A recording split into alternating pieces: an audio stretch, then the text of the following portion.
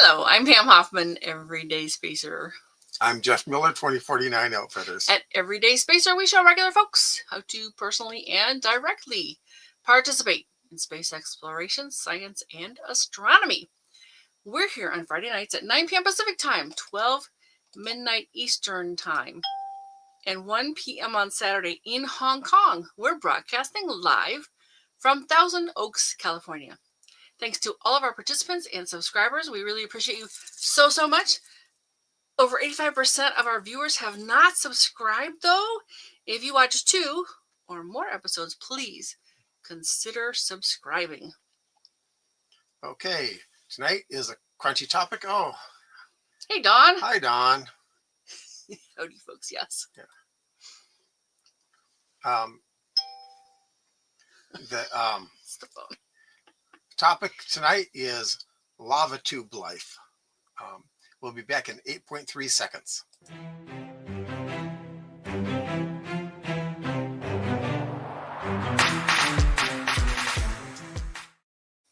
And Scott's here too. Oh. Hey, Scott. Hey, Scott. Welcome, Dawn. Welcome, Scott. Both of you. Oh, there's a link to that book in the description. Sorry, got distracted by Scott showing up. That's fine. Okay, from Astronomy magazine online. In the realm of space exploration and potential colonization, the concept of utilizing caves, particularly lava tubes, as habitats has garnered both fascination and skepticism. Hey, Janie. Excited for... Oh. Yeah. Oh, yeah. 1999 Galaxy Quest? You mean Space 1999? It sounds like two things. Yeah. Galaxy Quest is a movie. Yep. I think it's not the... Mm-hmm. And Space 1999 was an old British show. Yep. And long time no see, Janie. I saw her today. Yep. Where were you? Where were you? Okay, right here. Proponents argued that caves could provide natural shelters on extraterrestrial bodies like the moon and Mars. Critics raised concerns about their stability and practicality. Either way, lava tubes have always been an intriguing feature for space exploration enthusiasts. In addition to their potential as habitats. Oh, Galaxy Quest, yes. Yeah. Yep. It's a fabulous movie. Yeah. Hey, there's Cliffy. The 1999 made me think you were talking about Space 1999. Yeah, that threw us. Yeah, hey, Cliff. Wait, was Galaxy Quest in 1999?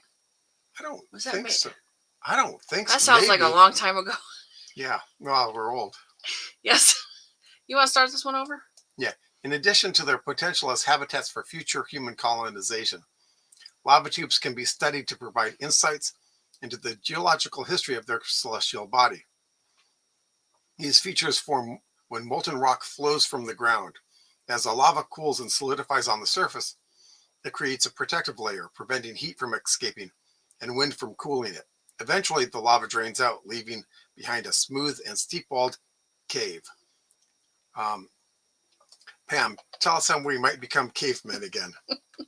That's what I've been laughing at. I'm waiting for that line.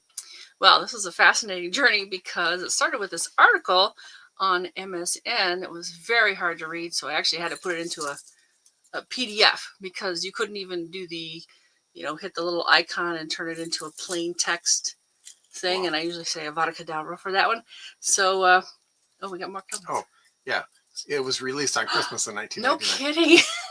That's a long time ago. I would have not. Okay, cool. I would not have guessed that. Oh, Morlocks. Morlocks. Wait, that's from the time machine. Yeah. But they lived underground. Yes, they did. All right, so I'm going to go ahead and start showing you these because so many of these pages were so similar, and then there's some timing and anyway, you'll see. All right, so we started here with this MSN.com page, and it was very, very hard to read. And so what I did was I took it and I put it into this PDF, and then I showed it here on Firefox, on my Firefox browser. So notice the date, January 30th, 2025, which sounds like it just happened, right? And they got a cool picture. Yeah, this is this little rover thing. DLR's Scout rover is designed to explore the complex terrain of lava tubes. And there's a lot more here, but I'm going to wait to go into it because I want to show you what I found, like 5 of these of the same basic article. So I'm going to actually go to a live site. So there it is. From Earth to Space, testing tech in lava tubes for future space exploration. Because what they said was it shows up for the first time in this phys.org page, right? So stay tuned, though. And I like phys.org. So yeah, they're pretty good. But stay tuned because that's not quite right. But I will talk about it here because this is a nice page from a live site, not just a PDF I created for you. All right, so there's that picture again. And they talk about these people going to the Canary Islands to study lava tubes. What are they about? How do they work? And they brought this robot. So these folks came all the way from, I think it was Australia. So yeah, what do they have in common? The Canary Islands and space exploration? Well, quite a lot. This small group traveled to Lanzarote. And I actually was very curious about a bunch of stuff, so I put up more tabs for that. So Lanzarote is a little place off of the African continent. See, there's Spain, and then they blew it up, so it's this little tiny island right here. All right, so let's go back here for a bit because they really traveled far from Brisbane, Australia, to test this navigation and mapping technology with this is a collaboration between DLR, the German Aerospace Center, and I think Deutsch something. It's probably German. In a lava tube tunnel through rock deep underground. Their purpose to understand how DLR Scout rover would perform in lava tubes much, much farther away, like the moon or Mars. Well, what is a lava tube? And I found a really great cross-section picture of what it is and how it works. So we'll see that shortly.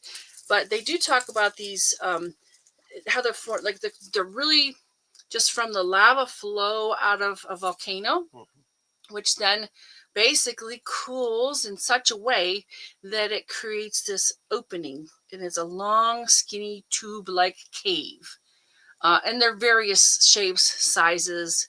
They tend to be straight because the lava will flow unless it hits something really like a big hard rock or something, then it might move. But yeah, and one of the ideas here is that, of course, we kind of know something about them from Earth. They say they can be up to 65 kilometers long and tens of meters wide. However, if you go somewhere like the moon or Mars with, gravity that's, much less than the Earth. Oh, what's Cliff got to say? Las Vegas is only 132 kilometers away south from me. So, okay. Brisbane. Yeah. So near Cliff, Brisbane, yeah. Cliff is actually in that part of the world too. But they were saying that in the case of the moon and Mars, it could be that these are going to be longer and wider because there's not quite as much gravity there. But they are pitch dark. They have uneven surfaces, large rocky obstacles. They can be a challenge. And that's what this robotic device was taken there to test out. But it can be a challenge for humans as well. So this is accessible test. Wait a minute, hold on. Oh, okay. They're just saying it's tailor-made for navigating. This rover is tailor-made for navigating this complex terrain. And as you notice, it doesn't have wheels exactly. It has these little kind of flipper feet thing. Hey, oh, there we go. That's a nice big picture of it. See the little yellow pad with the S-shaped. And I think they flip around. But I haven't gotten into it too much because let me tell you, there is a lot to this. And it's been a really busy week. I would love to talk to you more about this someday. Maybe we'll take it from a bit of a different angle. So yeah, of course, Earth isn't the only planet in our solar system with lava tubes. And this is because geologically, other places in the solar system were active as well. Now, like the moon and Mars, probably not really active right now. Like the moon is cold, basically. There's no molten core to make this lava happen. And of course, you don't have a big, huge gravitational field like around Jupiter. I think there's places, some of those moons have different kinds of geological activity like this. Oh yeah, that way it can step over things. Yeah, about you make a good point. I think I'll go and show this one if we're going to come back to it, because that's a nice way to flip between them. But yeah, it's got a flexible body too. It looks like there's kind of 3 parts to it, so it kind of like it's more sinuous maybe.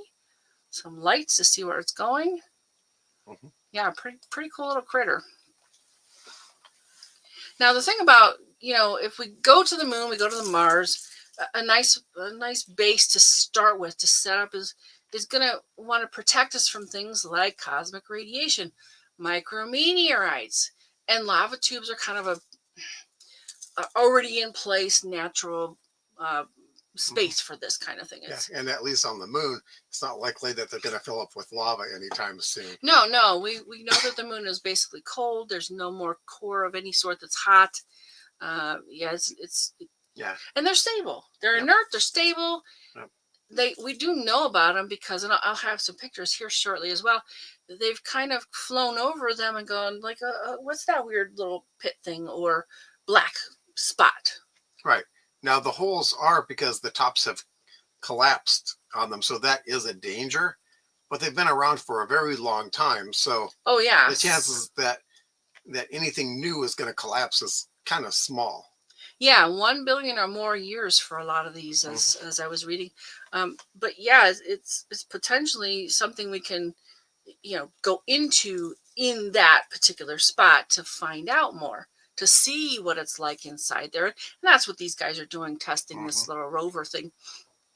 And you don't have to worry about radiation. You don't have to worry about the heat from being directly in the sunlight. Yes, there's lots of things in space that are kind of hazardous. The one thing that's different about space versus the Earth is that in space it's kind of known. There's known components to it. Like if you're on the sun side of a body, it's going to be like kind of that temperature almost every single time. And the shade side, same thing. But on Earth, we've got a whole system of clouds and atmosphere, and there's lots of interaction with water. So it's a lot more, I would say it's a more of a chaotic system. It's more unpredictable. At least in these cases, you can kind of get a feel. It's very predictable in space. Either it'll kill you because it's too hot, or it'll kill you because it's too cold. Right. Perfect. But it's not going to change like fast or anything. I mean, even the dust on Mars isn't that. It's not like they depict in The Martian, which is like, you have to take shelter from this horrible, heavy, dusty. No. If you make a structure made out of Kleenex, then maybe it might be in danger. Yeah. If you make it out of something that won't be destroyed by bumping into it with your shoulder, then it's not going to have any kind of danger in the. I think you're right about that. But there is actually what they called space weather, and we've been talking about doing an episode on space weather. So soon. Yeah, that has more to do with the sun, though. So anyway, on Earth we have this nice magnetic field that protects us. We've got an atmosphere, we've got a magnetic field. A lot of things are stopped by that, but also like dirt and rocks can stop stuff like that too. And that's what the lava tube idea is about. Oh yeah, here they go. On the lunar surface, you get 13.8 days of sunlight, then 13.8 days of night. And this can be from 130 C to negative 180 C. And that's centigrade, not even Fahrenheit. Oh, actually, Cliff has something. There are lava tubes in Australia, but most are tourist type places. Probably not rough enough. Well, if it's a lava tube, it's most likely going to have some sort of challenging aspect to it. But yeah, if there's lava tubes in Oz, they might have gone there. But of course, the Canary Islands, I mean, Right. And it's a collaboration with the Germans, so. Well, if it's touristy, this bottom might be smooth enough that there's not a lot of trip hazard. And they wanted to test the device on trip hazards. That'd have to be a lot of tourists. Yeah. But Cliff, if you know that that's like the case with those that, don't you think there's like a lot of. Well, I've been in a lava tube too, and it was mostly flat on the bottom, with Oh, some stuff in the edges. But yeah, it was kind of very walkable. okay. And so, we're kind of figure that you can't plan on it being walkable. So I guess that's why they went to the Canary Islands, because that was a rougher set. And certainly when you get to the moon or Mars, you're probably not going to have anything like that going on. Right. Go ahead. Oh, the nice thing about being in a lava tube, especially if you've got one of those portholes in the top, is that you can get the heat and then distribute it. Instead of having like one spot of heat, you can like use mirrors and stuff to move the light to other places, and you can distribute that heat. And there's other ways to get heat. I mean, we do all kinds of things right here on Earth. So here's the comment about they date back, and they're talking about the lava tubes, I think, right? Yeah, protection from radiation. They date back to the moon's volcanic activity, so that if they exist today, they've been stable for 1 to many billions of years. So, yeah. And there's sort of a side benefit to it as well. If you get down in there, you can actually look at more of the geology of the place, and it's probably somewhat more protected than the surface. Right. Yeah, you'd be able to see what the lunar surface looked like without all of the radiation and micrometeorites. Right. Yeah, especially away from that. They call them skylights. Yeah. I've heard a couple of names, but I think skylight's one of the most common ones. So yeah, see, some of these names are in here, and I just got real curious, so I went and looked for them. I think I found the people. Principal engineer. Yeah, they offer an array of exciting scientific opportunities. We gotta Aberys lives. Oh, okay. Yeah. I mean, interesting. I did not know that, and I didn't find that in my research either. Yeah. If there's more than one opening, it's got good ventilation. Yep. And shelter from the sun, from the rain. Yeah, and sometimes that's the only way we know about them is because of this fallen in spot, so we can see into them. Yeah, it's a potentially pristine way to inspect the subsurface geology without having to drill. Yeah, they might have life even, or signs of life. They certainly would be protected from temperatures. So if there's like frozen water in them, that's probably been there and stable-ish, for quite a while. It'll probably be on average colder than the surface.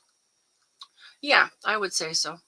So this is going to have to like run on its own, because we're not, you can't just sit there with like a radio controlled. So you're talking about the rover. Yeah, the rover itself, when it's especially in an environment like the moon or Mars, and there's not people there yet, it's going to have some kind of brains. So there's award-winning autonomous navigation. And for them, the lava tubes are really a great place to test them out. Yeah, from a technical perspective, an extension of the work we've done in our other subterranean environments, like underground mine sites and caves. So they work with this wildcat slam. I didn't read enough about this thing to know exactly what they're talking about there. Yeah. Well, one of the nice things about the lava tubes, though, yeah, for running a vehicle in like that, is that if you put a beacon near the entrance, you can potentially shoot pretty far down the lava tube, because they're usually pretty straight. So you can transmit pretty far and, still have communication. Oh, okay.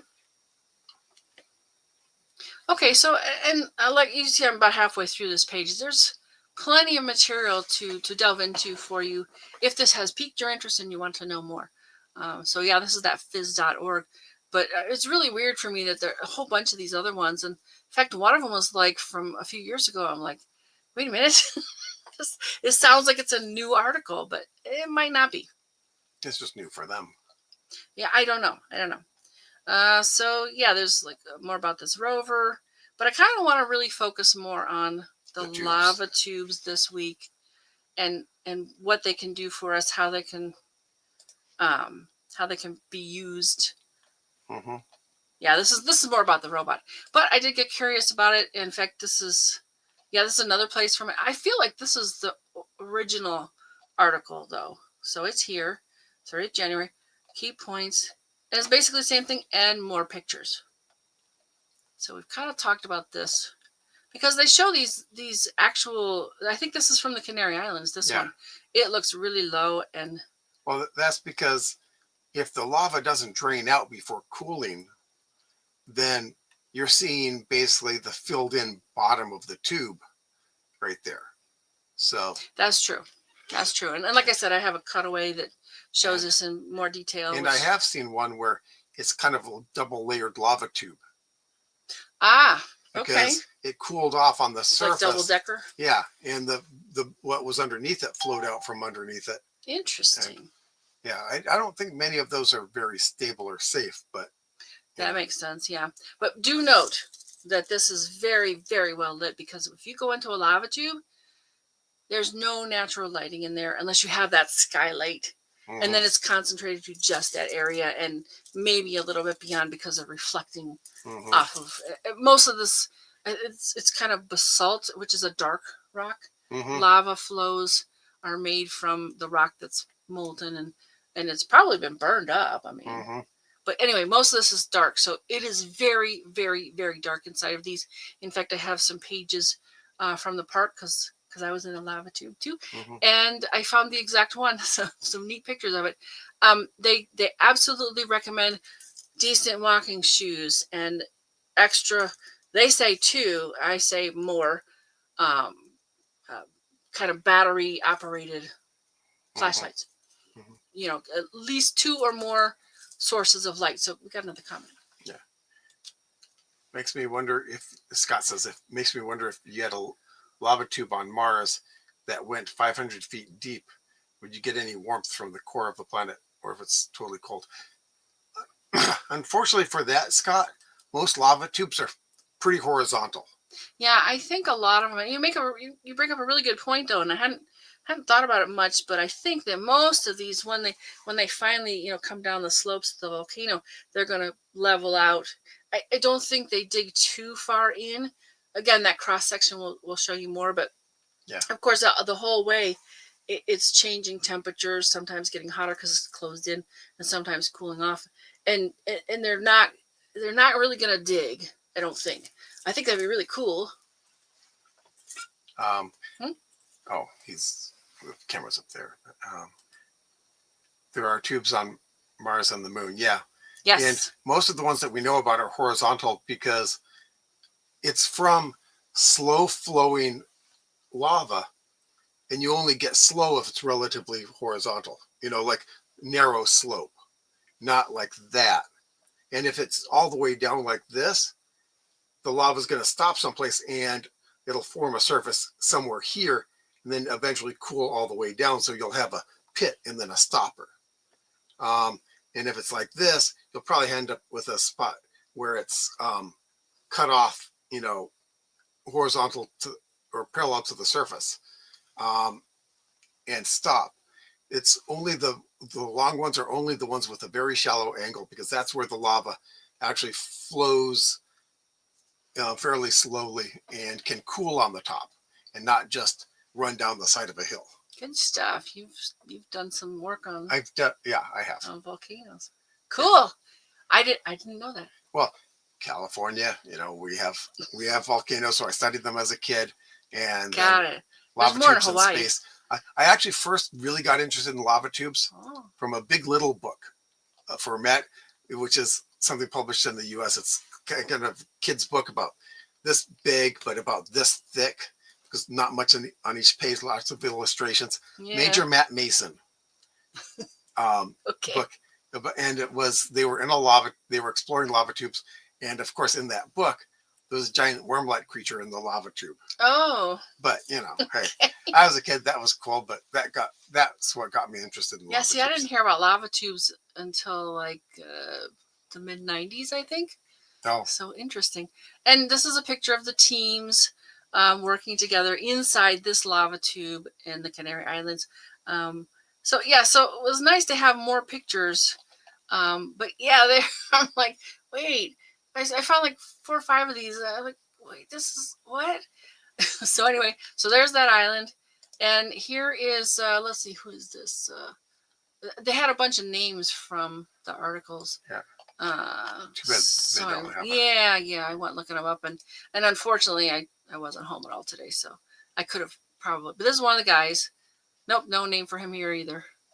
One of the guys involved, and this is another one. This one's got Mr. Fred Pauling. They did quote him in that article. It's very small. Sorry about that. And then there's this guy, Mr. Fletcher Talbot, and see the CSIRO and it looks like Australia logo. Yeah, they're associated. You could tell by the little logos. So anyway, I just got really curious, so I went and looked it up. Yeah. And Cliff says, will they be able to fly in the tubes on Mars or the moon? Well, we know the lava tubes here are too small for that. The lava tubes on Mars. Well, I bet you could get a small drone through. Right, a drone, yes. I'm not. Yeah. I'm talking about people flying, but the lava tubes on the moon are theoretically pretty darn big, and I think we have an article somewhere that says how wide they might be. But they're pretty darn big. Mars is going to be somewhere. That's what we believe. Yeah, Mars is going to be somewhere in between, but also Mars was more geologically active for longer, so we don't know how many of the lava tubes might still be intact on Mars. Yeah, and there's been some pictures that they've kind of fallen in, they've sunken in. But anyway, let's move on, because I got a whole bunch of tabs here for you. And here's another guy, but I guess he's gone. Ron Greeley, planetary geologist, and there he is.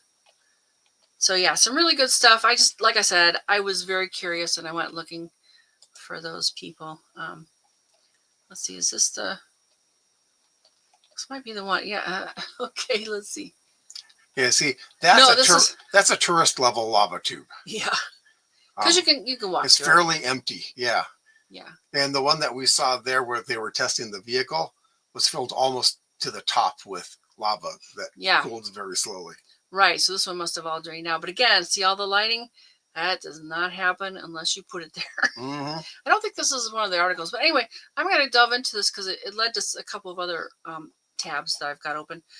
So yeah, again, the idea is could this be a shelter for getting started on other planets, that kind of thing. Using lava tubes as habitats has garnered both fascination and skepticism. And we see that kind of repeating over and over again. But can they be a dwelling? No, they have been. I mean, yeah, that kind of surprised me too, because one of the questions I had in my mind is, well, have they done any astronaut analogs with these?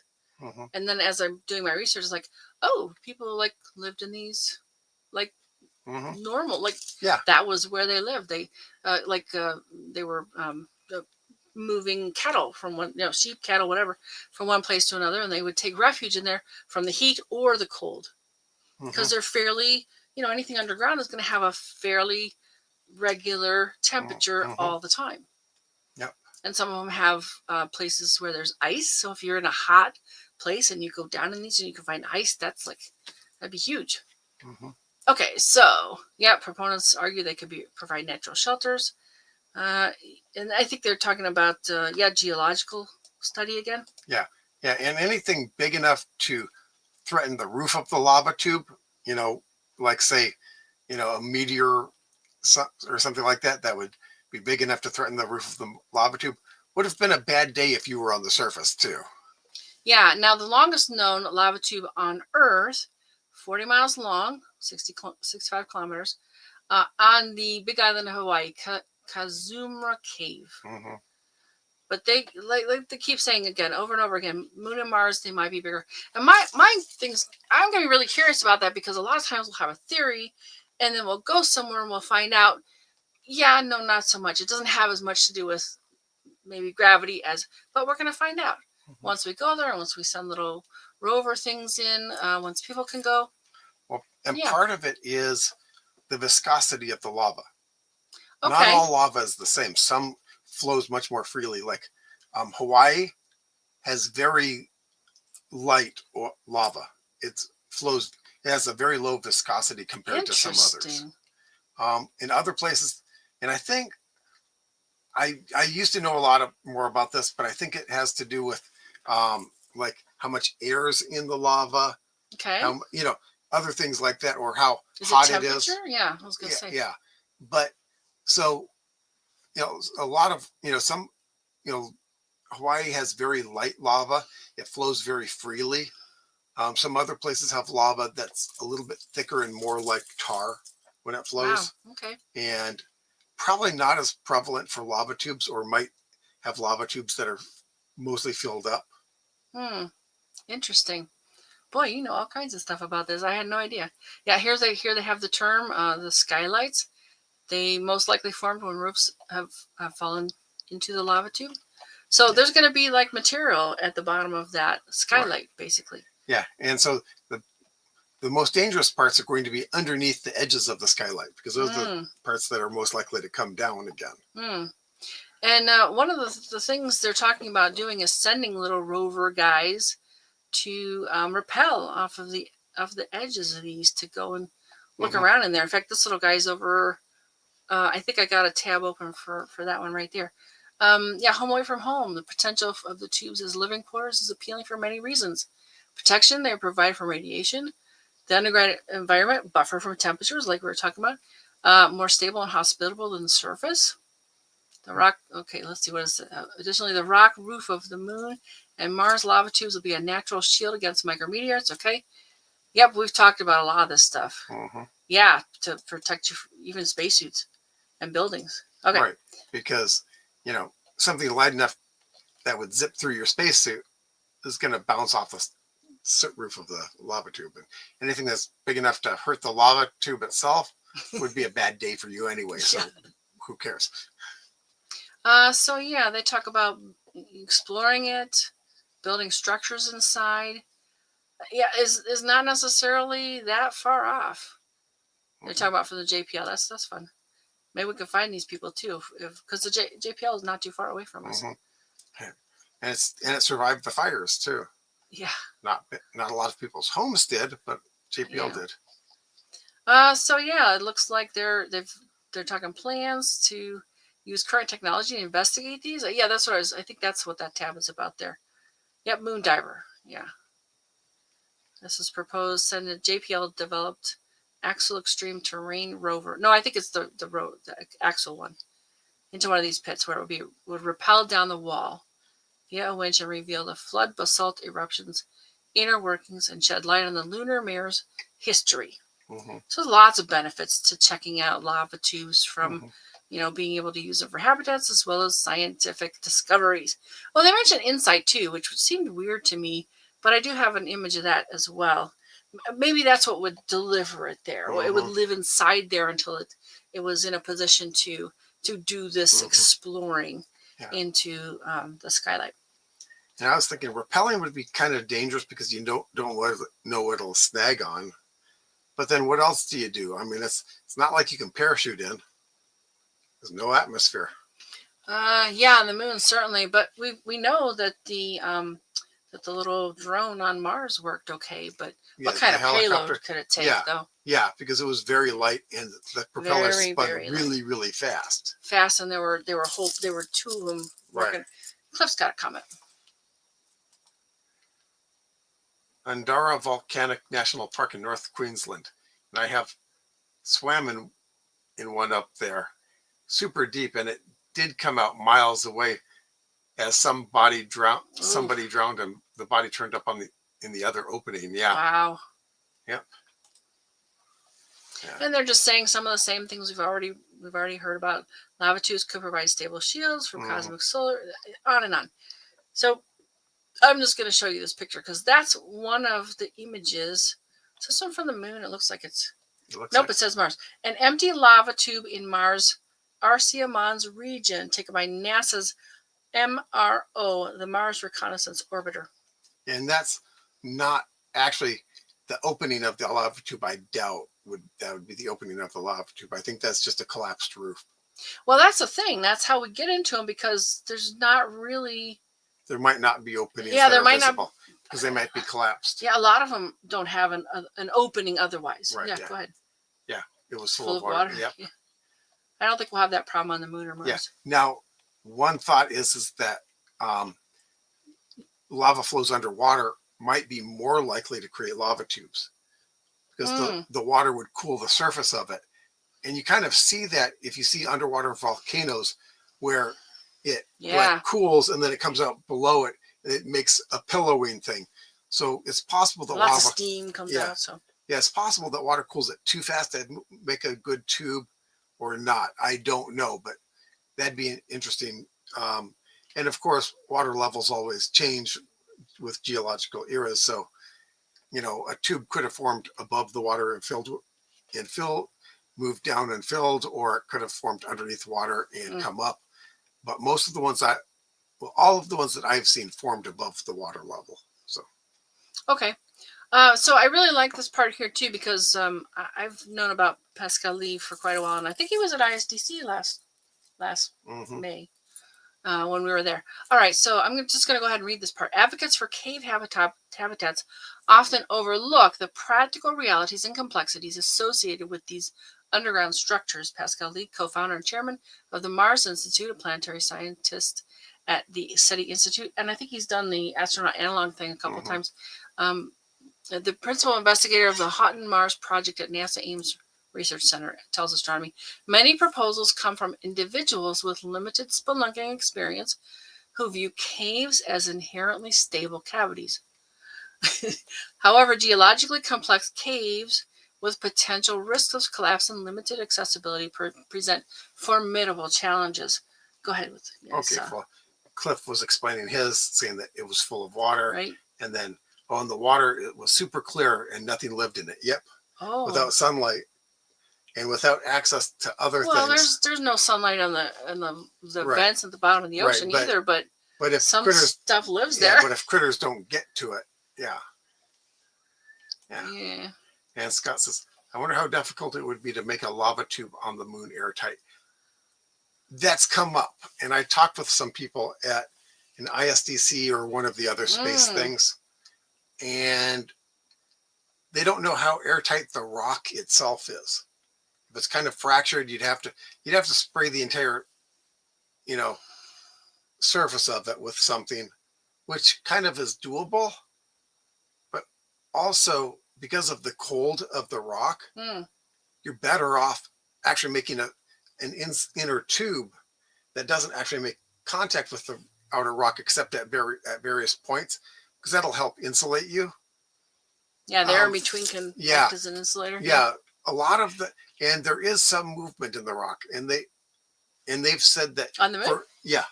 Not a lot, but they do have moonquakes, and so they said that the best thing would probably be to build inside the tube instead of build the tube itself, because if anything broke the tube, then everyone's screwed. For one thing. For another thing, it moves enough that it might move enough to not be airtight anymore.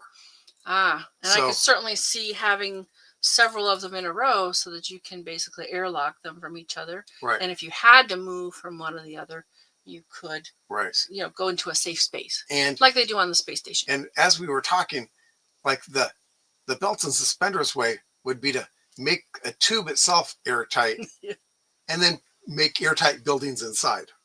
Yeah. So that you're only claustrophobia, anyone? Yeah.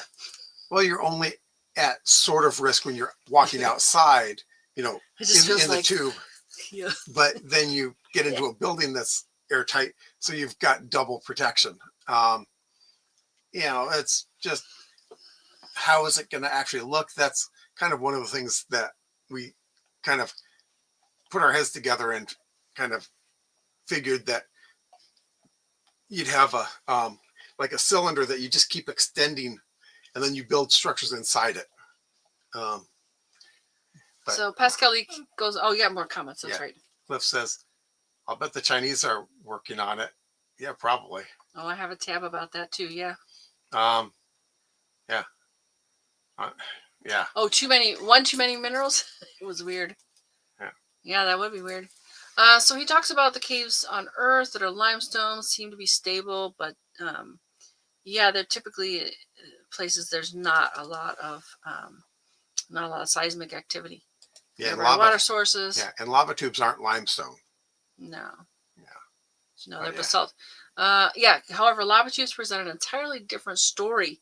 Formed through the rapid cooling and solidification of molten rock, the walls of lava tubes consist of glass-like material.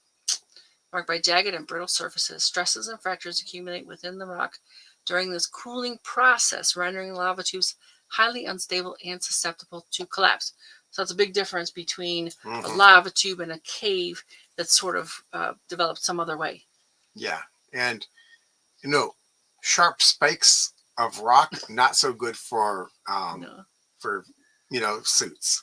No. Oh. And he talks about some of those some more. There's Cliff. Typo. I meant there was a dense with minerals. Underwater, it was like a carpet that covered everything and no sound. Oh, yeah. Yeah, okay. It was kind of like the bottom was filled with minerals of the water. Yeah. All right. Huh. Okay. You swam in that. Interesting. Yeah, probably wouldn't be good to consume. No. You get your minerals, though. And he goes on. So this is from astronomy.com if you want to read more of this. Because I have a lot of tabs. I'm going to go ahead and go into it. Here's that Axel rover. And it's basically like wheels. It's like the front axle and someone forgot the vehicle. Yeah. Well, it's got this kind of boom. Yeah. One of the things about these, they put cameras in the wheels. So you could be like looking at different things. Mm-hmm. So that's kind of cool. I don't want to do into this too much, but yeah, this is one of the ideas they have for going in and exploring these lava tubes. I think especially on the moon, and they can learn a lot of stuff before we ever go there. Mm-hmm. And this guy, I think, can flip over, and there's a lot of advantages. I think there's another one here that's got they're kind of ganged together, so it's more of a little vehicle. Looks more like a Mars rover there. Mm. But if you'll notice, it's not designed as much for dust as the Mars rover is, just looking at the wheels. Yeah, well, there's a lot of dust on the moon, too. Oh, a lot of sulfur. Yeah, that makes sense for a lava tube. Yeah. Designed to minimize complexity and increase robustness, the Axel rover uses a symmetrical design, which allows it to continue to operate in the event it flips over. It houses four primary actuators to control its two wheels, its boom, and an internal spool that carries hundreds of meters of tether. Mm-hmm. Secondary actuators are used to level wind. Level wind the tether for repeated excursions, as well as deploying instruments to the surface. So yeah, this is the little guy they're working on to go look at them. And there's kind of its repelling mode. Mm-hmm. It's probably going to detach from the whole body of this to do the repelling. Yeah, I didn't read this as thoroughly because I'm just kind of focused on the there it shows it lava tubes. It's deploying there, huh? Yeah. Kneeling to deploy its front axle, which drives towards the berm of a steep slope. And there's kind of what it looks like. Mm-hmm. I think this is a cartoon, as we said. Yes. Because let's see that guy's going down there. They might see Earth. I don't think we've never had any astronauts down one of those. Yeah. No, they wouldn't get out. Rappelling down 65 to 85 degree slope. Yeah, and craning out would be the only way out for that sort of thing too. Yeah. Until you build an elevator. So they mentioned it might get there on like an InSight type of a lander. Well, there's InSight. And InSight actually went to Mars, and its main thing was to study the seismic activity there. Mm-hmm. I don't know what this is about. I thought there was a picture here. Something's going on. Oh, there it is. Meet InSight. So when it got there, it deployed these things so that it could pick up, the seismic activity. That was really cool. And I think we sent our names on that one. Mm-hmm. There's a nice video here of what it sounds like, because there were some other detectors on this, but I want to move on. You can certainly look up InSight for yourself. Mm-hmm. This one's nasa.gov/mission/InSight. All right, so, is that the same one? July 16th, 2024. This might be... No, okay. Here's some really good pictures. Mostly, I got this for the pictures. The it's a lot of the same kind of information that we've been reviewing. Yeah, and they've been finding. This is about them finding the lava tubes with radar data. Mm. But And take a look. So that's a good example of, you know, how deep that is or how not deep. It depends on really the size of the opening. We don't really have anything for reference either. Right. Yeah. So it's really hard to tell. And some of these only look pitch black because of the angles of the sun. And so one of the ideas too is to go up there and take a bunch of pictures of kind of different positions. And I think we got a comment. Yes. Cliff says, they said it was thousands of feet deep, lots of volcanic cones along the east coast of Australia. Sonoma Mountain is one of them, only 3 kilometers away. Yeah. Right. There are a whole bunch of pictures in here of this kind of skylight. Yeah. And this one's the moon. Oh, here they've figured out the scale because they must have measured it against things that are outside the scope of this picture. But let's see. That right there, 100 meters. The skylight spans 65 meters, so 65 meters diameter, and the floor is 36 meters down.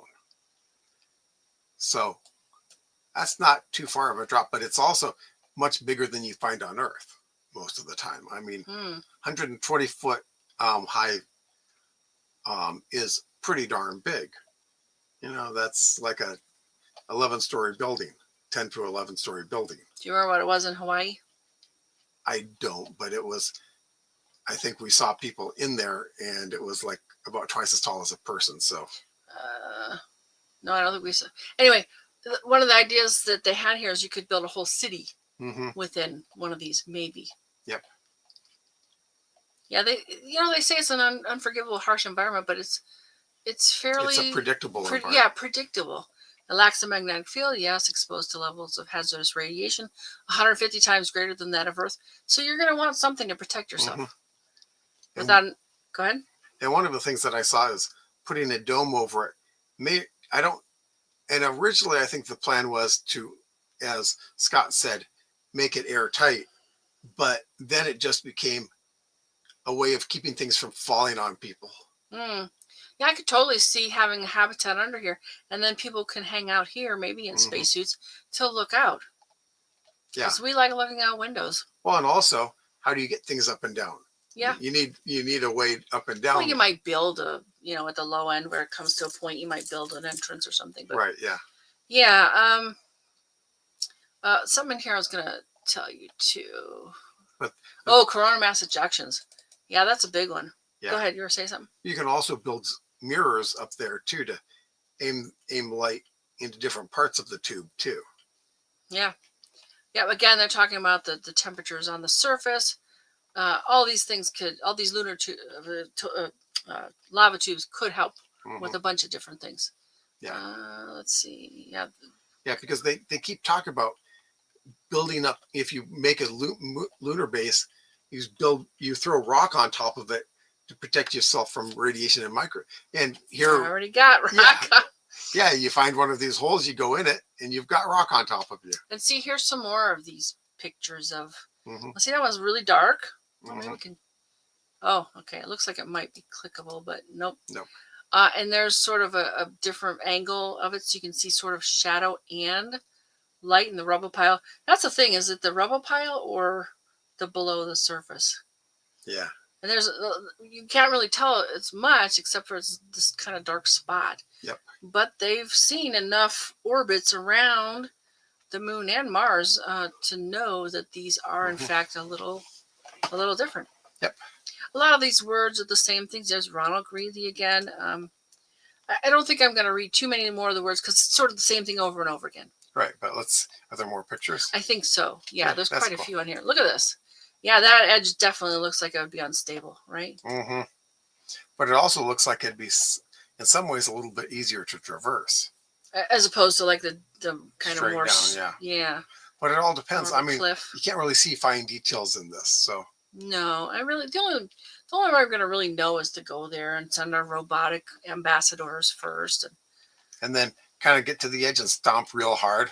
I mean, it's the way we do it here. Boy. I know an award for that. Here, hold my beer. Yeah, I know an award for that. All right, so let's see. So how to settle a moon cave. Oh, here you go, Scott. you could like build stuff in it. Future habitats placed in the shelter of lunar lava tubes might be based on the inflatable beam. I think that stands for something. Module currently being tested on the International Space Station. I think this is from a while ago. Yeah, but when we had our discussion, inflatables came up a lot because you don't have to worry about micrometeorites, with there. Yeah, they talked about Artemis program here, near the lunar South Pole. Okay. Yeah, we're getting off topic though. I'm gonna see what else in here is helpful to us. Oh, I'm gonna for this. Yeah. Oh, there we go. Hmm? It froze up here, so I wasn't seeing. Hang on, I have to catch up a bit with. Because my computer froze, so I didn't see some of the comments. So Australia had the longest continuous mountain chain. Oh, I didn't know that. Huh. Yeah. Andrew, pretty quick. Hey, welcome back, Andrew. Welcome. Will the first people to Mars be one-wayers? Potentially. I think so. They will want older people less prone to radiation effects. Are older people less prone to radiation effects? I don't think they're less prone. I think it just doesn't matter as much. Because if you just develop cancer in 30 years, well, if you're 60. If you go with it already. Yeah. Or you're 60 years old, it doesn't matter. I really want to go and build Mars. Wires, pipes, glues, alien posters, the works. We'll need everything out there. I tell everybody, try and stump me. We're going to need cocktail waitresses and cops and lawyers. Help us. We're going to need everything out there because it's not there yet at all. Yeah. Nothing is there yet. You see, I kind of disagree with the Mars people in that the moon I can see going to because it's got lots of it's like a 3-day trip. Yeah, it's got lots of resources. It has really low gravity, so it's easy to get them off the moon. And then you can get to an asteroid where you can get all of the materials you want. There's water on asteroids out there. Yeah, build it, make a tube, spin it, then you have the gravity that you want. And they're done. Don't have to deal with lifting things out of a gravity well. But I love that, Andrew. Yeah. Go for it. Yeah, it's an argument between, that's been an ongoing argument. I'm not a fan of gravity wells, but other people like to live on a planet. Here's the thing. It's like you can drive across the country in 3 days. It's not that far away. Right, yeah. Don, an interesting thing that recent lunar exploration is focused on the South Pole, but the long lava tube is north of the moon's equator. So where do we really want to go? All of them. Yeah.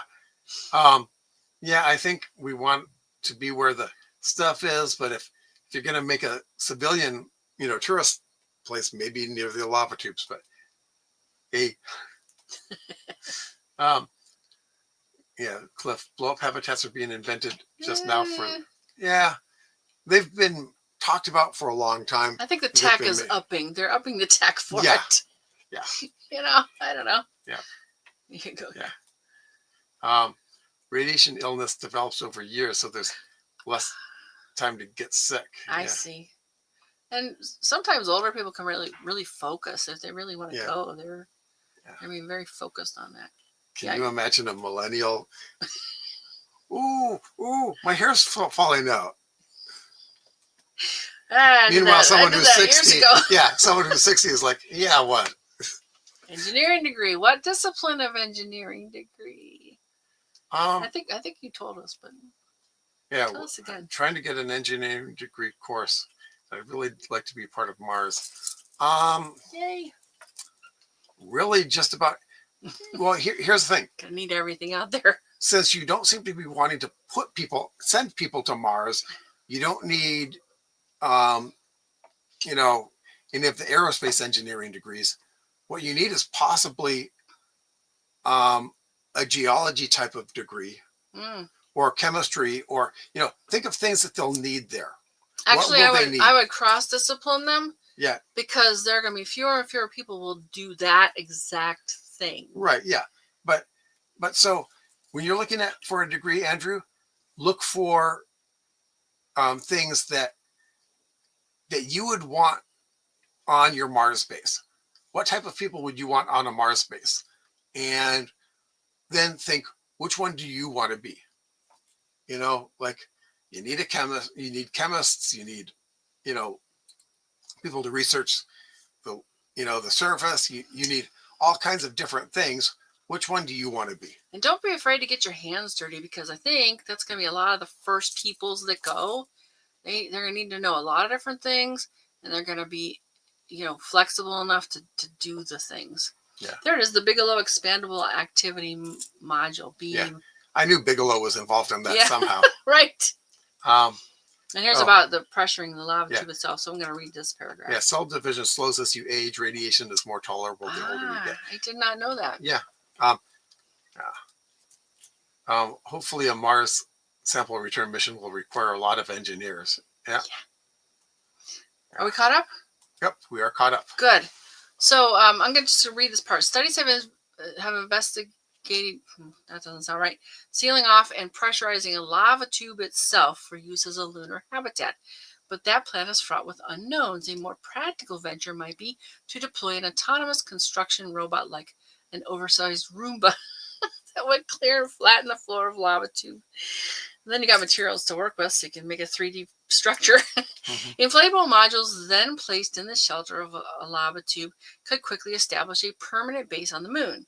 Additional data returned by LRO's Diviner Lunar Radiometer experiment show the temperature within the Tranquillata skylight remains a benign 63 F. That's very similar to the Earth. Yeah. The underground is like 65 degrees, pretty much steady. Actually, that's pretty close to the temperature today. Yeah. But, and here's another thought about pressurizing a lava tube, is that it's spent, a billion years or so with all of the pressure being down from gravity. What happens if we put one atmosphere up against vacuum, pushing up? What will that do to the stability of it? Don't know. It's a question. It's a question, but that we'll never probably answer until we try, which means that probably someone's going to blow up a lava tube at some point, just to see. Hope it's not habitated. It's well, not no, inhabited at that point. They probably pick one that's like, oh, this isn't very useful to us. Let's try this. Okay. Now, this is Leonard David. He's very, very well known in the industry. Living underground on the moon, how lava tubes could aid lunar colonization. I saw it come up. Go ahead with it. Yeah. Cliff says, imagine a blowout if it was pressurized. Yep. Yeah, kind of like the old self-excavating pipes that they used for water mains at one point. Yeah, we have an engineer buddy. What is he? Civil engineer. Civil engineer. Talked about backhoes. Yes. Breaking the post-stressed wires around the pipe, and it self-excavates after that point. Yeah, Ray has a lot of stories. So let's see. Is this getting humans back to the moon this time to stay will require the exploitation of lunar resources? Absolutely. I mean, that's how the people that came to the United States did it. They didn't bring all the dirt they needed with them. They didn't bring all the water they needed with them. They brought tools, and they used what was here already to build a life. And some of them never went back, I'm sure. All right, so let's see. He talks about... Well, we know some of them never went back because we're here. Yes. The most important resource, water ice, which apparently there's quite a bit of it on the moon. Yeah. And Mars too, probably. And there might be some in the lava tubes, even not on the poles. I'm going to do this. Know. Avada Kedavra, because there's a lot of annoying ads. All right, so we'll go back to the... Yeah, they talked about ice found in these cold traps. And that could be, like, once you get away from the skylight, there could be ice in there. I bet there is. And even if you have to kind of mine it, you're going to be breaking the stuff up anyway, potentially, because you want to, like they were saying, level out the floor. Well, why don't you get some resources out of that process? Yeah. So I think this... he's talking about now it goes into the lava tubes, lunar pits and lava tubes. That could house astronauts. Oh, is there a video? Let's go back. I want to see that. I don't remember this. I have a lot of stuff open. No. Oh, there it is. Whoops, now there's an ad. Oh, this one's really annoying. So back to the ad free. But if you want to see those, go ahead, space.com, moon-colonist. I'll give you the link to that one. I'll give you the link. Let's see. There's a lot here. So, okay. And this should be a clickable link in the chat for you. Now, did he say anything new? I'm trying to remember. Game changer for us. Yeah, I mean, if you're gonna be there anyway, might as well use what's there. Mm-hmm. Check from harsh environment. A lot of this we've already seen. Radiation, temperature. Yeah.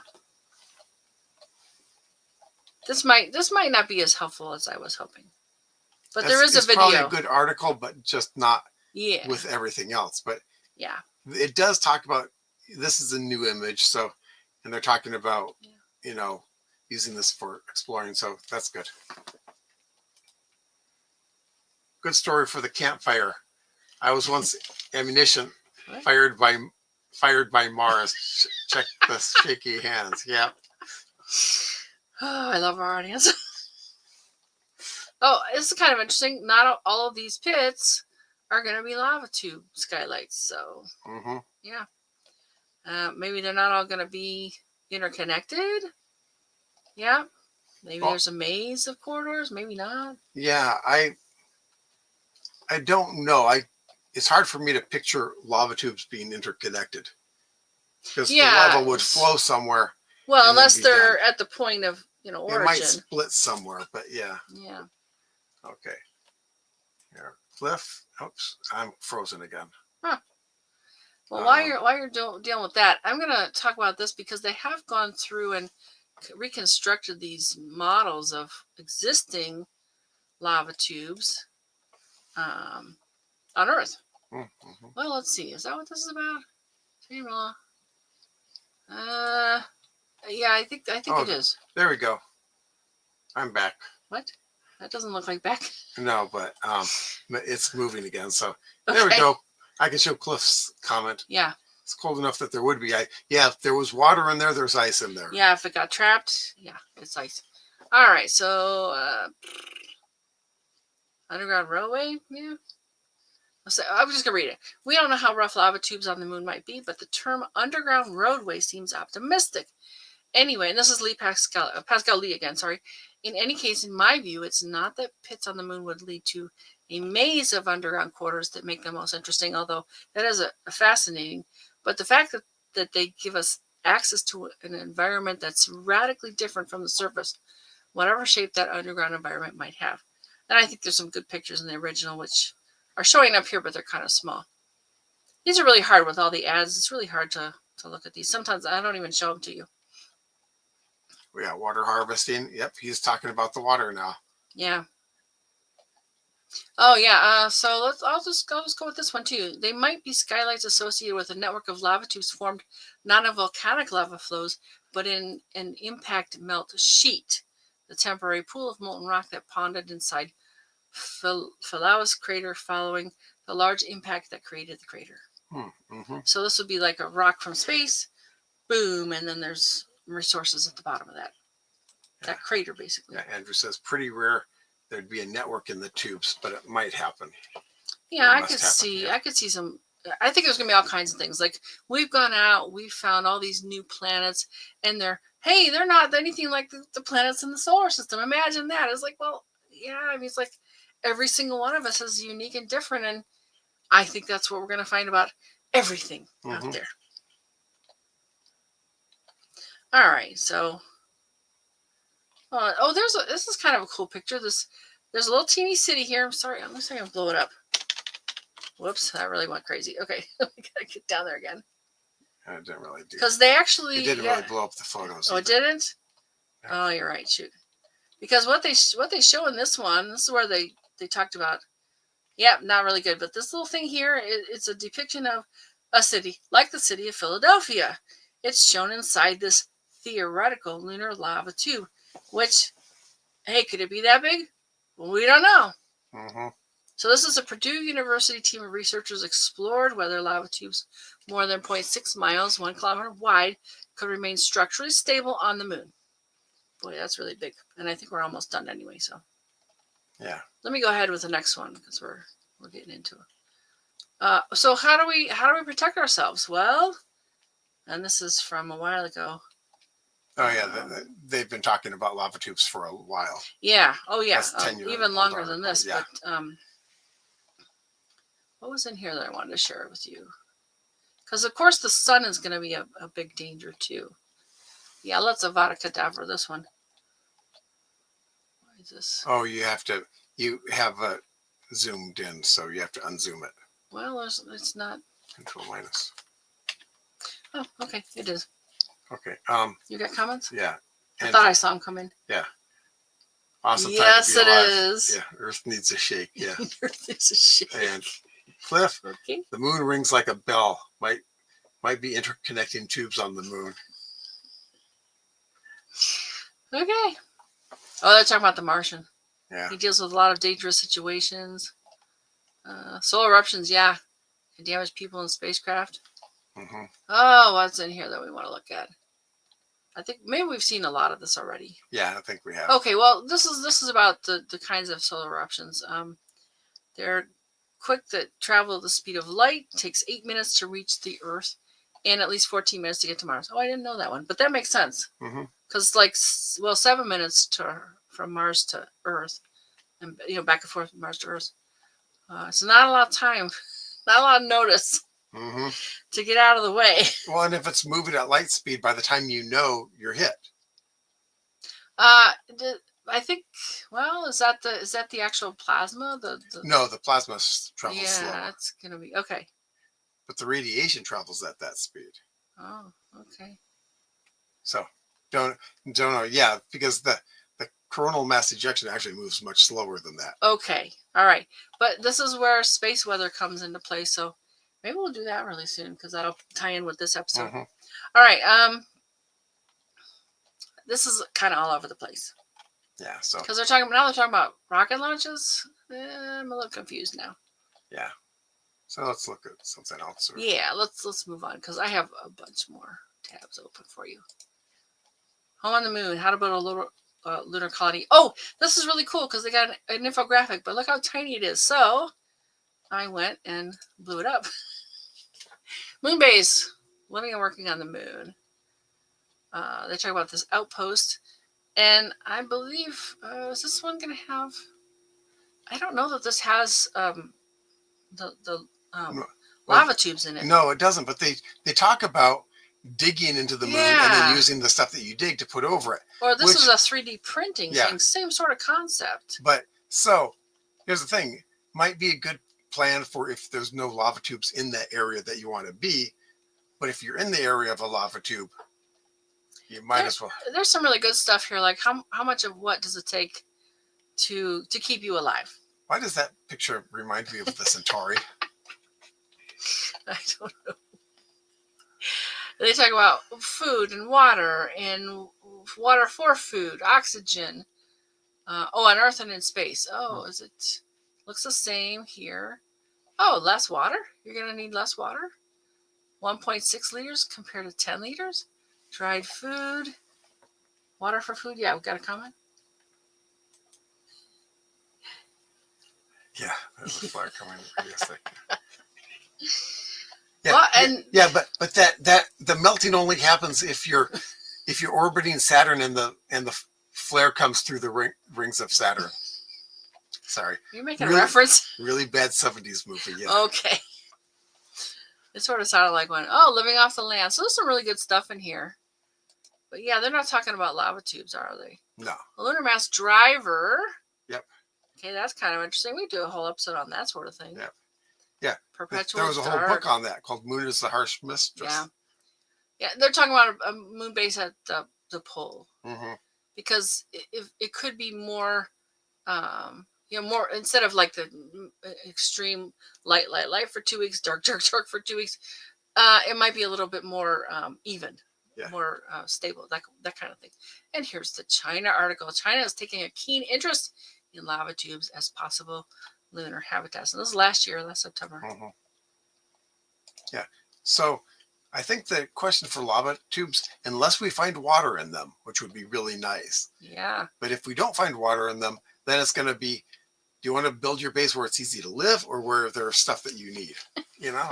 But if we find water in them, then the answer is going to be yes. Yeah. Yeah, I saw it coming. Cliff. They found out when they slammed the boost of Apollo 12 into the moon as Apollo 11 left a seismic sensor. They said it rang like a bell. Could be a bit hollow. So not cheese, but hollow. Okay. Chinese researchers are taking a serious look at detecting and utilizing lava tubes on the moon as China plans its development of an extensive lunar base. Mm-hmm. All right, what's in here that we want to know about? Yeah, they talk about the base, series of papers, but paper. Yeah, paper's cheap. Paper's cheap. And they want to show how great they are by having these plans to do things. Yeah. I'd rather show how great we are by actually doing things. So. Yeah, lava tubes are considered ideal locations. Well, we kind of know about that. Combining scientific value with potential habitation opportunities, provide essential shielding. Yeah, I think they're talking mostly about writing papers, right? Writing reports. Oh, okay, from a paper proposing a Chinese design scheme for exploring and utilizing lunar lava tubes. Oh, their Chinese designs look a lot like the stuff that we've already built. Oh, yeah, look, there's Axel, right? Yeah, they're very innovative. Very innovative. Okay. Oh, okay, so challenges constructing habitats, entry and exit of large equipment and personnel. Okay, there's some good stuff in here. Mm-hmm. Others include modifying the natural terrain for building infrastructure, using in situ materials for constructing and ensuring the structural integrity and air tightness of lava tubes for pressurized environments. Okay, yeah, we got it. Yeah, I saw that. Janie, thanks.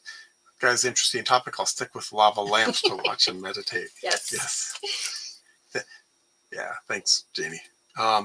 Andrew. It's not cheese, it's Swiss cheese. I was thinking that too. All right, so let's see. I'm going to give you this link to look at too.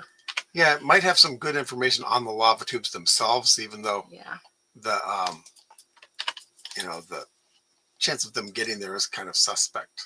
Yeah, the amounts of money they want to spend on things is just completely out of whack with what it's going to take. I think is one of the big things. Mm-hmm. Yeah, it kind of goes on. And I didn't really delve into this one too much. All right, so, this is a really good one. I'm not going to go into this either because we're over an hour already. Comprehensive review of lunar lava tube base construction and field research on potential Earth test site. So here's some people. It's a Chinese article, it looks like. Oh, there's a lot of Chinese names there, yeah. Of course, could be UCI, which is, Yeah, I don't know. Okay, so we'll look at the abstract. The moon, as the closest celestial body to the Earth, plays a pivotal role in the progression of deep space exploration and the establishment of research outposts on its surface. Represents a crucial step in this mission. Okay, lunar lava tubes are special underground caves. We know that. Yeah, I think, is there some good pictures in here? Because I think they're coming up. They're really good pictures. And that's what I definitely wanted to show you. Yeah, I don't think this is... Oh, but it's huge. Look at how long this is. Here's the thing, and it goes all the way down. This is a very long article. So it's probably got some good info in it. Here's a good picture. Yes. Okay, so I think this gives you a good start as to what this lava tube is and why it happens this way. But I have a better one. Let's get in here. So it's... Well, that's pretty good too. So here's sort of a cutaway on the side of what that skylight over the lava tube looks like. And of course, anything that fell out is going to just be at the bottom of it. Mm-hmm. And here's sort of another cross section of the, how the tube might... Yeah, where there's not a skylight, yeah. Yeah. So we might not even know about those because it'll become a sinkhole one day maybe, but... We probably should find out about them in case we build on top of there ever. Then we would know, hey, there's something below there we have to watch out for. Right. So That's probably a good article to share. Yeah, it's very, very long though. I think I put this in the. No, No. I will. I'll grab it right now. Yeah, this is just fascinating stuff, and I found a real lot, including some books, which there's a link in the description for books to learn more about it. Yeah, let's see if there's some other really good pictures in here. I haven't seen them yet. I think one of the things I was going to do is kind of read off some of these titles, like this ground penetrating radar, and that's going to reveal if there's lava tubes that don't have a skylight. So I think that's going to be important. Distribution location, hard to understand what that title means. I guess where they are. Because this is a good chart to... Like which areas have a lot of them. Like Latin lawn. Yeah, Latin lawn, diameter, depth, that kind of stuff. Yep. Where they are, what they're called, the crater, what it's called. Lunar lava tube base, advantages of establishing a base on the lunar lava tubes. Stable temperature environment. We cover a lot of this ground. Some nice charts. I don't think we can tell exactly what they are quickly enough. Excellent radiation protection. Yep. And I'm not even halfway through this, folks. Yeah. I think you're going to want to look at this. Oh, well, there was a chart that might be useful for you, Patrick. This one? Andrew. Sorry, Andrew. Yeah, because it's, no, not that. Where's the column of numbers? Yeah, right there. Radiation exposure limits for people here it is, given age. And it looks like it does go up. So, yeah. So. Interesting. So there you go. That's. Very good. Yeah. You caught that fast. All right. All right. So, yeah, lots and lots of good stuff in here. There's probably other things. Look at all these references. There's probably other ways. If you want to follow that rabbit hole down the... Yeah. This is a good, like, lead into a bunch of rabbit holes, I think. Yeah, it's probably white paper. So suitable size and stable structure. That's something they definitely want to think about. Yeah, they talk about width, roof thickness, all kinds of good stuff. Lava tube base, lunar-based concepts. Yeah, even like structurally, what you might build inside of it. There you go, Scott. Sort of a cross section of what might be under there. Boy, if there's enough room for all that stuff, wow. Yeah, some representative lava tube based design concepts. And it looks like they even talk about previous iterations of. Wow. People, you can go looking up people. Analog sites of lunar lava tubes, terrestrial attempts. Yeah. Yeah, look, there's some. We kind of know about some of these places. Gosh, can you imagine building a whole lunar site? I'm about halfway through now, so yeah. Field mapping and laboratory testing of lava tubes in Hyakko. That must be the one in 72 Caves lava tube. Yeah, okay, well, and here's an example of them forming a network. So, okay, I was wrong. I mean, it looks like it happens probably. There's some possibility for... Yeah, more often than I thought. Well, they're talking about things like the top of the lava tube is densely populated with trees, and their roots extend along the basalt fractures, compromising the stability of the lava tube. Moreover, the warm and humid climate in Hyakko fosters the growth and reproduction of animals and plants. Okay, so that's not really talking about this internal. Right. No. But you can find more of them. It looks like you can download full-size images. I just thought this was an amazing article, and I did not get a chance to read it. But yeah, here you go. Let's see. Oh, I'm going to do these real quick because I found a whole bunch of good videos, but I did not get a chance to, sorry, oh gosh, they're all black, to kind of pick out a couple of spots from them. But let's see, I'll just read them. Living in lunar lava tubes. I thought this one was going to be... Even compared to the ones we get on Earth, where they can be wide enough to drive a truck down and miles long. We think some on the moon might be as much as 500 meters or 1,600 feet wide and tens of miles long. We can spot these by various entries where it's collapsed. Oh, is it sharing? I can't tell. And the basic notion is yeah, to mine's find frozen such a again. tunnel, dome over those skylights, and fill the lava tube with air. Yeah, so let's see. Okay, so just so you know, Isaac Arthur has a lot of really good videos. So this is look for living in lunar lava tubes. I'll just grab Arthur because that's a good one. I'll just grab the links for people. Yeah. Yeah, mine shows it. Yeah. Okay, so and let's see what life in on the colony moon would be like. Not just survive, but so there's some good like pictures of possible living spaces, that kind of thing. And I really wanted to share some of these, but straight out of. Oh, she was very interesting, and I'm like, wait a minute, I'm not quite sure that's what that is. So go listen to her. She's kind of neat. And it's only 5.5 minutes long, and you'll sit there and go, I don't think that's what that is. You might find that part too. Oh, and Cliff says plenty of people live. Go ahead and find. Oh, you can't find it. No, I can't. Can you show? Yeah, I will. Okay. Oh, did we miss other ones too? Tell me. No, I've been watching yours a bit.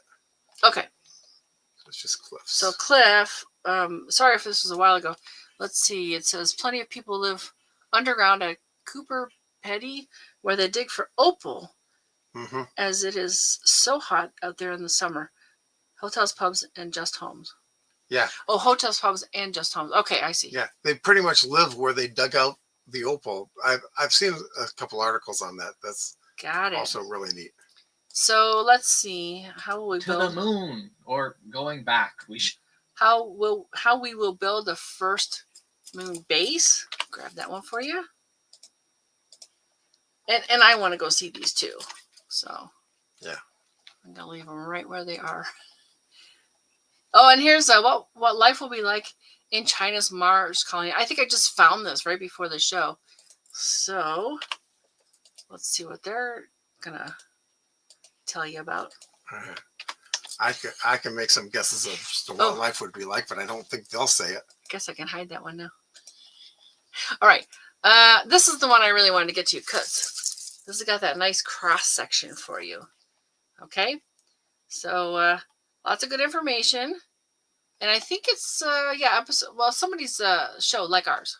Yeah. Last November. But the really cool, and this I didn't really realize this. For thousands of years, humans have found shelter in lava tubes. In the future, they may do the same on the moon. They probably won't be finding shelter in that one anytime soon. No, a little bit too warm. If you look the way he's dressed, just to be where he is right now, you know. Yeah. Oh no, he's not in the moon. No. So they go lava tubes, a cave. Yep, we kind of know that's crust and slate. So what I really want to show you though, because this is a really good article too. And this is wonderful too. As much as 10,000 years ago, ancient shepherds and their flocks made their way across the great unknown, moving from oasis to oasis across the desolate volcanic fields. And this is a bit of a map of where they went and what they found. Archaeologists recently made a remarkable discovery in remote volcanic fields. They're evidence of human habitation within and around a large lava tube dating back as much as 10,000 years. So, not a new idea. The new part would be on another celestial body. Yeah. So I highly recommend this thing because wait till you see what I found too. And they talk about where it is, so this is kind of cool too. All right. Any more comments? You're still up. Yeah, thank you. I figured that out. Usually Jeff helps me with that because I can't see it. Once I go and look over at what I'm showing you when I'm demonstrating on screen, I can't see it anymore. All right, so let's see. Yes? I caught up again. I'm moving again. They're talking about this kind of dark area. Okay. So, lava tubes are caves that form with basaltic flows during quiescent volcanic eruptions. Okay, so that's interesting. It's a quiescent volcanic eruption. Yeah. From the top. And here's the pictures. Here's these nice pictures, these cross sections I was talking about. How do they form? Large rivers of lava flow in natural channels of their own creation. Fast central currents keep the core hot while the slower moving edges cool and thicken as they are exposed to cooler surface air. As the surface cools, the top of the flow crusts over from the sides, like the way ice freezes on a river. So this crust will eventually join in the middle and completely insulate the interior flow. When fully insulated, the flow becomes superheated. Once that happens, it cuts through. And so, yeah, Scott, I don't think they get very far, though. Mm-hmm. It's called thermal erosion. This results in a deeper, narrower cross section. Now, it can let things grow at the top, too. So when the eruption stops, lava often drains from the tube and leaves behind the vacated conduit beneath the surface. Now, you saw in the one on that Canary Island where it was kind of half full, and it looked like ridges. So it's not going to be flat like this. But some of them, it actually kind of drains out, it looks like. It may take about a year for the tube to cool down, but soon the new underground passage will be colonized by insect spiders and their cave-dwelling kin Except on Earth. the moon. Yeah. So yeah, this is a really terrific article. I really enjoyed reading this. This one must have drained out. Or mostly, if you notice, that's not a curve down there. They're standing on the remains of the lava flow. Yeah. And I think this was going to be one of those double decker lava flows. It kind of crashed if you notice how it cracked down there. So I think and the it looks surface, like the sides are kind of cracked too. Look at that. The surface kind of glazed over, and then the lava moved out from underneath it. But it wasn't strong enough to hold itself. So just as the top cooled and solidified, this cooled and solidified, and then more flooded. Okay. Yeah. Very interesting. Yeah, it looks like it. So one of the things I wanted to talk about too is this. You can kind of see this rill of, and that's what they call them, rill. But this is on Mars. Maybe they fell in here, but you sort of get an idea of this. This whole structure of potentially a lava tube cave. Yep, lower gravity on Mars would also make them less likely to collapse. That's good news. I think this one's that moon. Yep, we've seen this. And what else do we have? Oh, now, I don't know if you know about Wikipedia, but do you know about Lunarpedia? There was actually a page about me in here once upon a time. I don't think it's here anymore. But, yeah, good resource for stuff about space. Yep, we've talked about a lot of this, shielding, habitat, and resources. So if you want to look up resources, there you go. Oh, one of the things that, did I find them here too? These guys have done a whole bunch of, I think I found it here. The Oregon L5, the Lagrange 5 Society, chapter of the National Space Society, have done a bunch of work on lunar lava tubes up in Oregon. Now, there's a bunch more on this page, but I just focused on these two, lunar and Mars lava this is tube an work. old site. They're talking about visiting them in Second Life. Yeah, well, some people still do that. There's a whole bunch of good stuff on when you go and click on these for the moon and Mars. Oh, excuse me. Bless you. Sorry, thank you.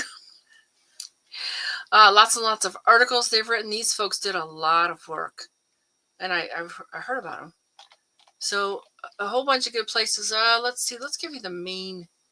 Yeah, Oregon L5, National Space Society. That'll lead you to the other places. Okay. But yeah, these guys have done a lot of work on this on the ground, like actual bending metal and stuff. I think there's some good pictures of them. Yeah, look at this. Building a structure inside. There looks like the edge of a skylight. Results of early missions is remarkable. But the team wanted to get that done, so they did it. Look at this. Year 1, year 2, 5, 10, 15. Get in below the ground floor. I do like that. No, Ben Boba was part of that. Well, it's a reference. This is okay. References. Welcome to Moon Base, yeah. Oh, I have that book. Oh, you do? Yeah, I think I have a copy too. There's Ron Greeley again.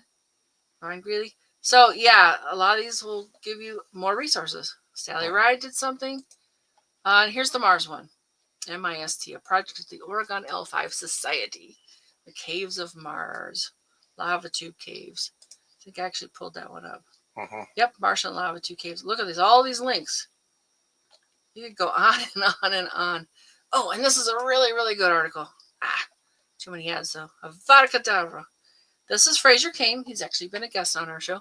I really, really love this article. And the video is basically taken and expanded in the article. So you can watch the video, you can look at the article, whichever you prefer, and lots more pictures of these skylights. Images of open lava tubes on the moon.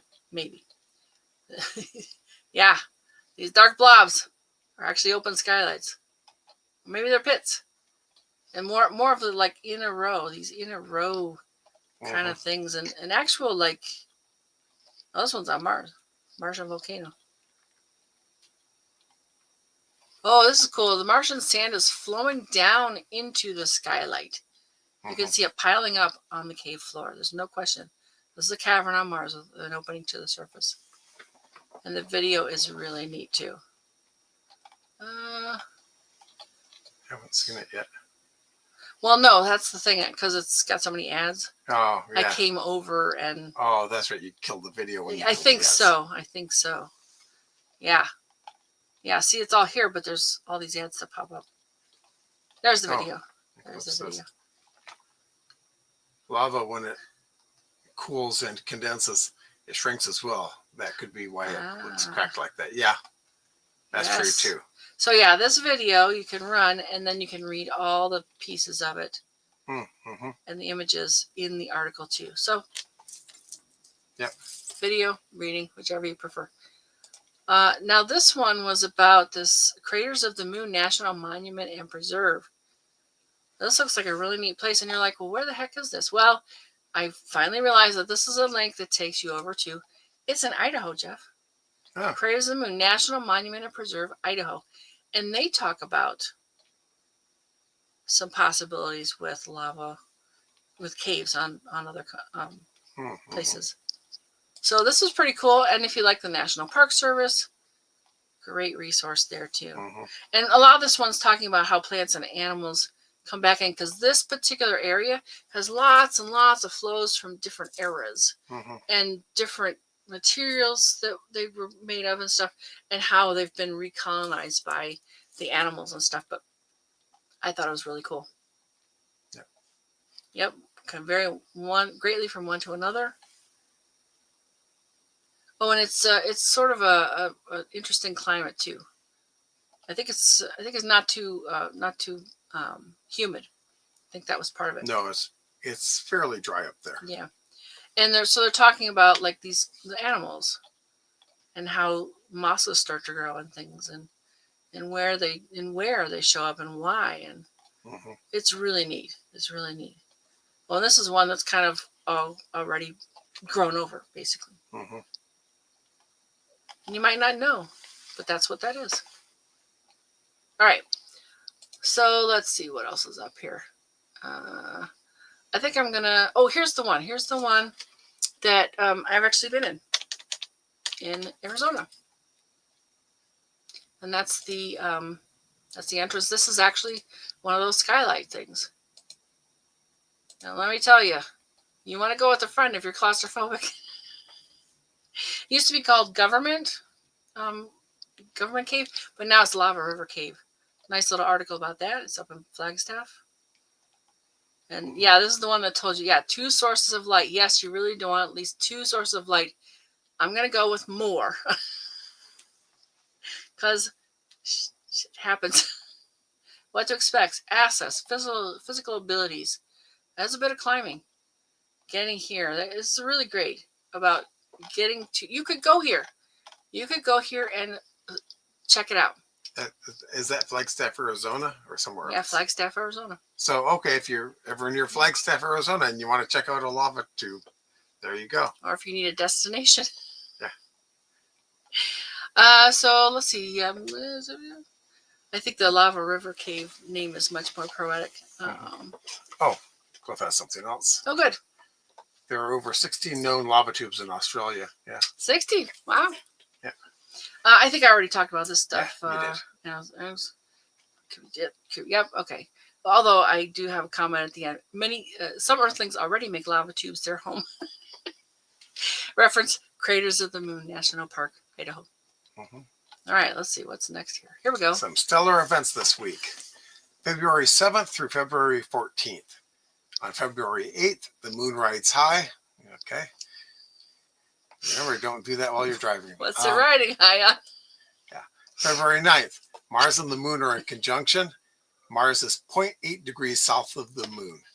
Occultation is visible from the U.S., southeastern Canada, and western Africa. And Mercury is in superior conjunction. Also, Pollux is 2.1 degrees north of the moon. February 12th is a full snow moon. Good month for that. And Regulus is 2.2 degrees south of the moon. February 14th is Valentine's Day here in the U.S. and other places as well. February 14th is also Friday Night Show. Let's talk about something you'll love. Find us Fridays at 9 p.m. Pacific time on the Everyday Spacer Facebook page and the Everyday Spacer YouTube channel. What inspires you the most for the coming week? Oh, let's see what's next here. Oh, I do want to do this. I got a funny thing. Let me set it up and then go ahead and share when I say, oh, is this going to play? Let's see. Go ahead and share. Hey, physics. Cool party. Yeah, looks like almost everyone showed up. This is so fun. Look at us forming bonds. You didn't invite, you-know-who, though, did you? No, you can relax. I think she's at some sort of crystal healing retreat anyway. Cute. Hey, guys. Sorry I'm late. I requested a ride, and it both arrived and never showed up, so... How? I got Schrodinger's cab. Oh. That'll do it. You guys want a slice of pie? Math brought it. Yeah, there's plenty to go around. Thank you. No, it can't be. Cousin! Nope. No, we are not related. Who invited her? Look, I thought you were the same person. I'm sorry. Babe, you need to listen up. It's giving Sagittarius. It's giving Mars in the 7th house. Stop, okay? This party is for sciences. And last time I checked, your little personality quizzes are not peer-reviewed. Chill. We're the same, me and you. We both make people look up at the stars. It's just that I'm fun and approachable, whereas you are less so. Okay, I can't do this. Have a good night, everyone. I'm out of here. No, come on, Astronomy. I don't see why you should let one person ruin your whole... Grab your telescope. We're leaving. Hey, physics. So, all that to introduce to you. What's your sign? Go ahead and bring it back to us. Okay, first. Can you? Oh. There you go. Don't make it mushy. No, if it's going to be astronomy. It's going to be astronomy. So, what's your sign? You've probably read your horoscope in the magazine or newspaper. Have you seen your sign in the night sky, however? While your sun sign is about your sign, you won't see it on your birthday because, you know, the sun is in your sign. Anyway, so when and where would you look for the constellation of your birth? I created a chart so you can find out for you and your friends. If you want a copy, oh, let me get there. Send me an email. Send me an email, and I'll send you a PDF of that. Basically, it's a chart. It's a chart. When and where? Well, let's see. Yeah, in the east, in the west. It's sort of basic. But yeah, if you want to find out where you can see your sign in the night sky, Pam Hoffman at everydayspacer.com. Go ahead with this one. There you go. Okay. If you or someone you know has done something interesting involving space exploration, science, or astronomy, we'd love to share our live. I found a guest today. Oh, yeah. She was right. I'd be out of there with the astronomy and... Oh, astronomy, astrology, whatever. I'm Leo. Dangerous Leo. curves in my favorite sign. Send to me, please. Send to me, please. All right. Yes, I will send that to you. Yeah. Yeah. I'm a Leo also, Janie. We win. So I think you're here. Join us again next Friday, February 14th. It's Valentine's Day, and we'll talk about all of the love and heart-themed images from space. So not too mushy, but and it is going to be February 14th, so it might be a little short. Yep. Want to do a shout out? Sure. We've got Janie. We've got Cliff. We've got Scott. We've got Andrew. Dawn was here. And Dawn. And I think that catches everyone. And boy, you are so helpful tonight. I love it's always a better show. Yeah. When you are here to make your comments, keep us on track, and give us more information. Mm-hmm. That is the fantastic part. You can go look up stuff while we're talking, and yowza. Mm-hmm. It's just so, it adds an extra dimension. Yep. It's wonderful. Okay. Anything else from you? Nope. I'm good. We will continue to watch for your comments, though. Was that one more? Oh. Libran? Balance you all out. We'll see. I think it might do the opposite. We will continue to watch for your comments, though. And have a great week, folks. We'll see you next Friday. Good night. Good night. Where's the button? There it is.